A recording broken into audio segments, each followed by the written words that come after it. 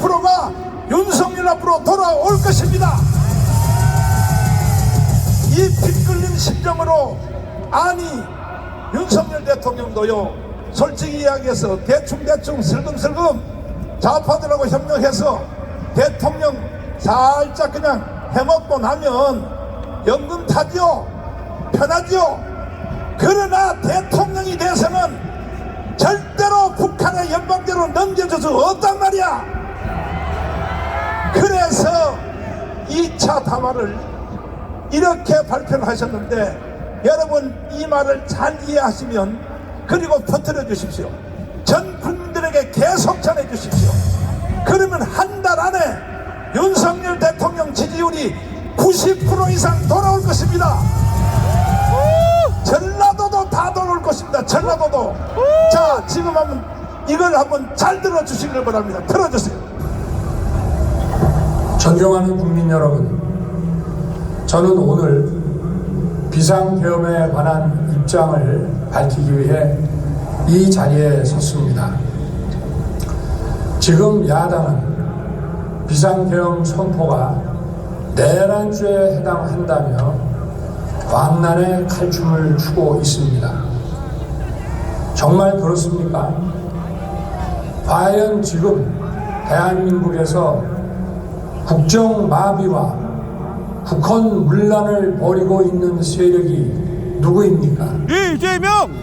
지난 2년 반 동안 거대 야당은 국민이 뽑은 대통령을 인정하지 않고 끌어내리기 위해 퇴진과 탄핵 선동을 멈추지 않았습니다. 대선 결과를 승복하지 않은 것입니다. 대선 이후부터 현재까지 무려 178회에 달하는 대통령 퇴진 탄핵 집회가 임기 초부터 열렸습니다. 대통령의 국정 운영을 마비시키기 위해 우리 정부 출범 이후부터 지금까지 수십 명의 정부 공직자 탄핵을 추진했습니다. 탄핵된 공직자들은 아무 잘못이 없어도 소추부터 판결 선고시까지 장기간 직무가 정지됩니다. 탄핵이 발의되고 소추가 이루어지기 전 많은 공직자들이 자진 사퇴하기도 하였습니다. 탄핵 남발로 국정을 마비시켜 온 것입니다. 장관, 방통위원장 등을 비롯하여 자신들의 비위를 조사한 감사원장과 검사들을 탄핵하고 판사들을 겁박하는 지경에 이르렀습니다. 자신들의 비위를 덮기 위한 방탄 탄핵이고 공직기관과 법질서를 완전히 무너뜨리는 것입니다. 뿐만 아니라 위헌적 특검 법안을 27번이나 발의하면서 정치 선동 공세를 가해왔습니다. 급기야는 범죄자가 스스로 자기에게 면죄부를 주는 셀프 방탄 입법까지 밀어붙이고 있습니다. 거대 야당이 지배하는 국회가 자유민주주의의 기반이 아니라 자유민주주의 헌정 질서를 파괴하는 괴물이 된 것입니다. 이것이 국정마비요 국가 위기 상황이 아니면 무엇이란 말입니까? 이것뿐만이 아닙니다. 지금 거대 야당은 국가 안보와 사회 안전까지 위협하고 있습니다. 예를 들어 지난 6월 중국인 3명이 드론을 띄워 부산에 정박 중이던 미국 항공모함을 촬영하다 적발된 사건이 있었습니다. 이들의 스마트폰과 노트북에서는 최소 2년 이상 한국의 군사시설들을 촬영한 사진들이 발견됐습니다. 지난달 40일에는 40대 중국인이 드론으로 국정원을 촬영하다 붙잡혔습니다. 이 사람은 중국에서 입국하자마자 곧장 국정원으로 가서 이 같은 일을 벌인 것으로 확인됐습니다. 하지만 현행 법률로는 외국인의 간첩 행위를 간첩죄로 처벌할 길이 없습니다. 이러한 상황을 막기 위해 형법의 간첩죄 조항을 수정하려 하였지만 거대 야당이 완강히 가로막고 있습니다. 지난 정권 당시 국정원의 대공수사권을 박탈한 것도 모자라서 국가보안법 폐지도 시도하고 있습니다. 국가 안보를 위협하는 간첩을 잡지 말라는 것 아닙니까? 북한의 불법적인 핵무장과 미사일 위협 도발에도 GPS 교란과 보물 풍선에도 민주노총 간첩 사건에도 거대 야당은 이에 동조할 뿐 아니라 오히려 북한 편을 들면서 이에 대응하기 위해 고군분투하는 정부를 흠집내기만 했습니다. 북한의 불법 핵 개발에 따른 유엔 대북 제재도 먼저 풀어야 한다고 주장합니다. 도대체 어느 나라 정당이고 어느 나라 국회인지 알 수가 없습니다. 검찰과 경찰의 내년도 특경비, 특활비 예산은 아예 0원으로 깎았습니다. 금융 사기 사건, 사회적 약자 대상 범죄, 마약 수사 등 민생 침해 사건 수사, 그리고 대공 수사에 쓰이는 기묘한 예산입니다. 마약, 딥페이크 범죄 대응 예산까지도 대폭 삭감했습니다. 자신들을 향한 수사 방해를 넘어 마약 수사, 조폭 수사와 같은 민생 사범 수사까지 가로막는 것입니다. 대한민국을 간첩 천국, 마약 소굴, 조폭 나라로 만들겠다는 것 아닙니까? 이런 사람들이야말로 나라를 망치려는 반국가 세력 아닙니까? 맞습니다. 그리고 자신들의 특권을 유지하기 위한 국회 예산은 오히려 늘렸습니다. 경제도 위기 비상 상황입니다. 거대 야당은 대한민국의 성장 동력까지 꺼뜨리려고 하고 있습니다. 민주당이 삭감한 내년 예산 내역을 보면 잘 알 수 있습니다. 원전 생태계 지원 예산을 삭감하고 체코 원전 수출 지원 예산은 무려 90%를 깎아버렸습니다. 차세대 원전 개발 관련 예산은 거의 전액을 삭감했습니다. 기초과학연구, 양자, 반도체, 바이오 등 미래 성장 동력 예산도 대폭 삭감했습니다. 동해가스전 시추 예산, 이른바 대왕고래 사업 예산도 사실상 전액 삭감했습니다. 청년 일자리 지원 사업, 취약계층 아동 자산 형성 지원 사업, 아이들 돌봄 수당까지 손을 댔습니다. 산업 생태계 조성을 위한 혁신 성장 펀드, 강소기업 육성 예산도 삭감했습니다.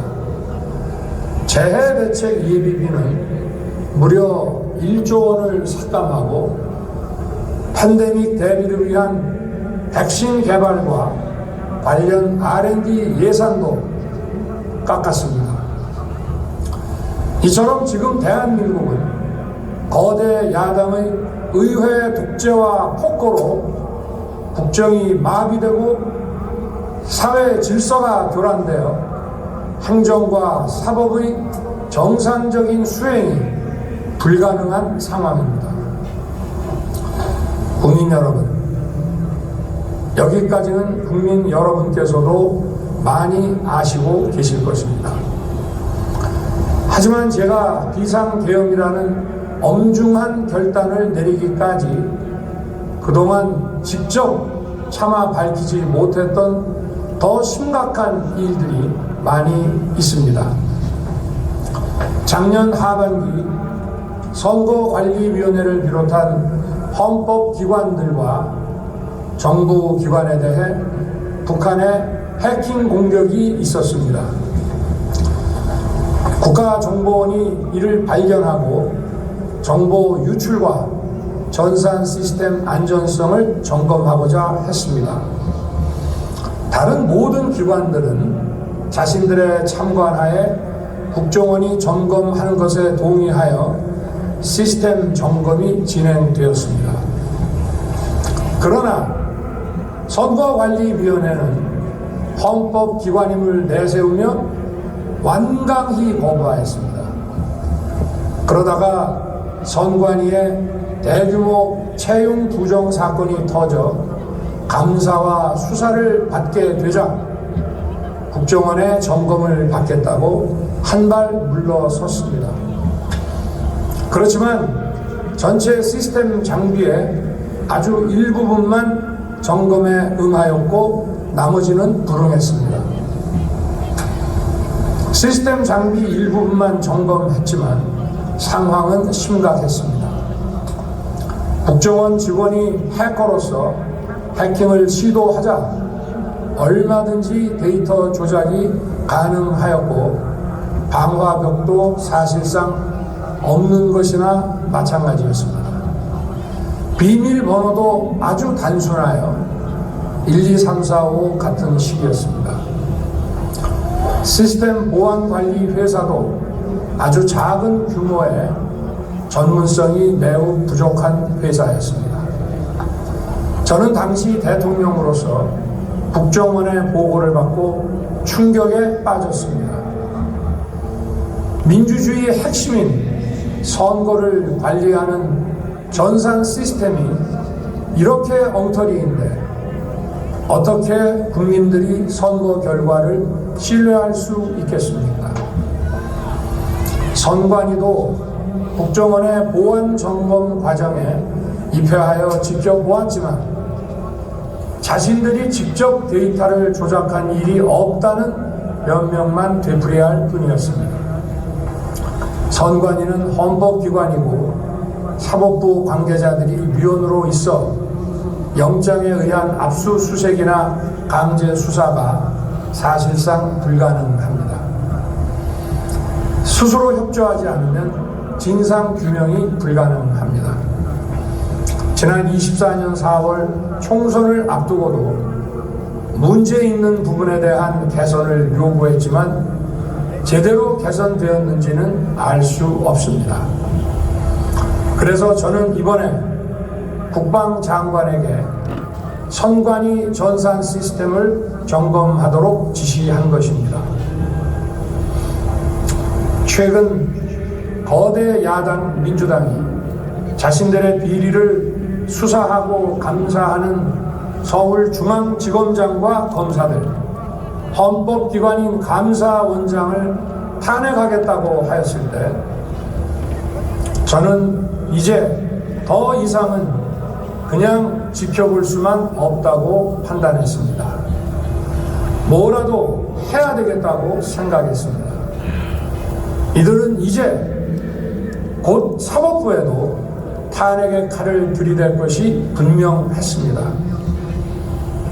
저는 비상계엄령 발동을 생각하게 되었습니다.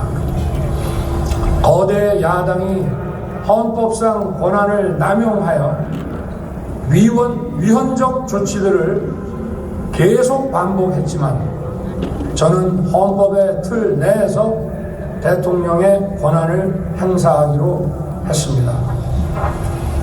현재의 망국적 국정마비 상황을 사회 교란으로 인한 행정사법의 국가기능 붕괴 상태로 판단하여 계엄령을 발동하되 그 목적은 국민들에게 거대 야당의 반국가적 폐악을 알려 이를 멈추도록 경고하는 것이었습니다. 그럼으로써 자유민주주의 헌정질서의 붕괴를 막고 국가 기능을 정상화하고자 하였습니다. 사실 12월 4일 계엄 해제 이후 민주당에서 감사원장과 서울중앙지검장 등에 대한 탄핵안을 보류하겠다고 발표하여 짧은 시간의 계엄을 통한 메시지가 일정 부분 효과가 있었다고 생각했습니다. 그러나 이틀 후 보류하겠다던 탄핵 소추를 그냥 해버렸습니다. 비상계엄의 명분을 없애겠다는 뜻이었습니다. 애당초 저는 국방장관에게 과거의 계엄과는 달리 계엄의 형식을 빌려 작금의 위기 상황을 국민들께 알리고 호소하는 비상조치를 하겠다고 했습니다. 그래서 질서 유지에 필요한 소수의 병력만 투입하고 실무장은 하지 말고 국회의 계엄 해제 의결이 있으면 바로 병력을 철수시킬 것이라고 했습니다. 실제로 국회의 계엄 해제 의결이 있자 국방부 청사에 있던 국방장관을 제 사무실로 오게 하여 즉각적인 병력 철수를 지시하였습니다. 제가 대통령으로서 발령한 이번 비상조치는 대한민국의 헌정 질서와 국헌을 망가뜨리려는 것이 아니라 국민들에게 망국의 위기 상황을 알려드려 헌정 질서와 국헌을 지키고 회복하기 위한 것입니다. 소규모이지만 병력을 국회에 투입한 이유도 거대 야당의 망국적 행태를 상징적으로 알리고 계엄 선포 방송을 본 국회 관계자와 시민들이 대거 몰릴 것을 대비하여 질서 유지를 하기 위한 것이지 국회를 해산시키거나 기능을 마비시키려는 것이 아님은 자명합니다. 300명 미만의 실무장하지 않은 병력으로 그 넓은 국회 공간을 상당 기간 장악할 수 없는 것입니다. 과거와 같은 계엄을 하려면 수만 명의 병력이 필요하고 광범위한 사전 논의와 준비가 필요하지만 저는 국방장관에게 계엄령 발령 담화 방송으로 국민들께 알린 이후에 병력을 이동시키라고 지시했습니다. 그래서 10시 30분 담화 방송을 하고 병력 투입도 11시 30분에서 12시 조금 넘어서 이루어졌으며 1시 조금 넘어 국회의 계엄 해제 결의가 있자 즉각 군 철수를 지시하였습니다. 결국 병력이 투입된 시간은 한두 시간 정도에 불과합니다. 만일 국회 기능을 마비시키려 했다면 평일이 아닌 주말을 기해서 계엄을 발동했을 것입니다. 국회 건물에 대한 단전 단수 조치부터 취했을 것이고 방송 송출도 제한했을 것입니다. 그러나 그 어느 것도 하지 않았습니다. 국회에서 정상적으로 심의가 이루어졌고 방송을 통해 온 국민이 국회 상황을 지켜보았습니다. 자유민주 헌정 질서를 회복하고 수호하기 위해 국민들께 망국적 상황을 호소하는 불가피한 비상조치를 했지만 사상자가 발생하지 않도록 안전사고 방지에 만전을 기하도록 하였고, 사병이 아닌 부사관 이상 정예 병력만 이동시키도록 한 것입니다. 저는 이번 비상계엄을 준비하면서 오로지 국방장관하고만 논의하였고, 대통령실과 내각 일부 인사에게 선포 직전 국무회의에서 알렸습니다. 각자의 담당 업무 관점에서 우려되는 반대 의견 개진도 많았습니다. 저는 국정 전반을 보는 대통령의 입장에서 현 상황에서 이런 조치가 불가피하다고 설명했습니다. 군 관계자들은 모두 대통령의 비상계엄 발표 이후 병력 이동 지시를 따른 것이니만큼 이들에게는 전혀 잘못이 없습니다. 그리고 분명히 말씀드리지만 저는 국회 관계자의 국회 출입을 막지 않도록 하였고, 그래서 국회의원과 엄청나게 많은 인파가 국회 마당과 본관, 본회의장으로 들어갔고, 계엄해제 안건 심의도 진행된 것입니다.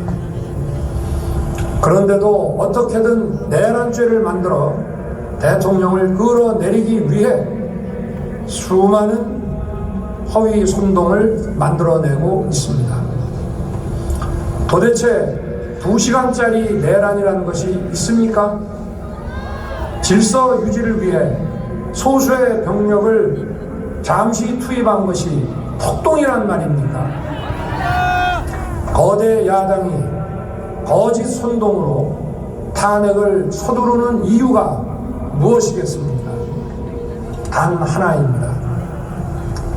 거대 야당 대표의 유죄 선고가 임박하자 대통령의 탄핵을 통해 이를 회피하고 조기 대선을 치르려는 것입니다. 국가 시스템을 무너뜨려서라도 자신의 범죄를 덮고 국정을 장악하려는 것입니다. 이야말로 국헌문란 행위 아닙니까? 맞습니다. 저를 탄핵하든 수사하든 저는 이에 당당히 맞설 것입니다. 저는 이번 계엄 선포와 관련해서 법적, 정치적 책임 문제를 회피하지 않겠다고 이미 말씀드린 바 있습니다. 저는 대통령 취임 이후 지금까지 단 한순간도 개인적인 인기나 대통령 임기 자리 보존에 연연해 온 적이 없습니다. 자리 보존 생각만 있었다면 국헌문란 세력과 구태여 맞서 싸울 일도 없었고, 이번과 같이 비상계엄을 선포하는 일은 더더욱 없었을 것입니다. 5년 임기 자리 지키기에만 매달려 국가와 국민을 외면할 수 없었습니다. 저를 뽑아주신 국민의 뜻을 저버릴 수 없었습니다. 하루가 멀다 하고 다수의 힘으로 입법 폭거를 일삼고 오로지 방탄에만 현안되어 있는 거대 야당의 의회 독재에 맞서 대한민국의 자유민주주의와 헌정 질서를 지키려 했던 것입니다. 그 길밖에 없다고 판단해서 내린 대통령의 헌법적 결단이자 통치 행위가 어떻게 내란이 될 수 있습니까? 대통령의 비상계엄 선포권 행사는 사명권 행사, 외교권 행사와 같은 사법심사의 대상이 되지 않는 통치 행위입니다. 국민 여러분, 지금 야당은 저를 중범죄자로 몰면서 당장 대통령직에서 끌어내리려 하고 있습니다. 만일 망국적 국헌문란 세력이 이 나라를 지배한다면 어떤 일이 벌어지겠습니까? 위헌적인 법률, 셀프 면제부 법률, 경제 폭망 법률들이 국회를 무차별 통과해서 이 나라를 완전히 부술 것입니다.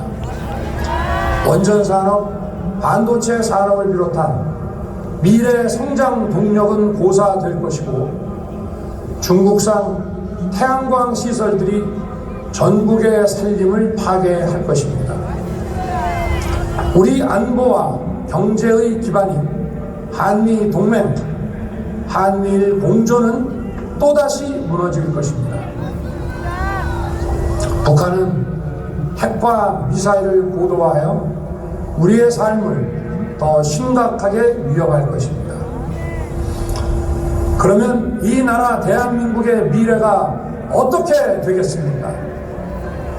간첩이 활개치고 마약이 미래 세대를 망가뜨리고 조폭이 설치는 그런 나라가 되지 않겠습니까?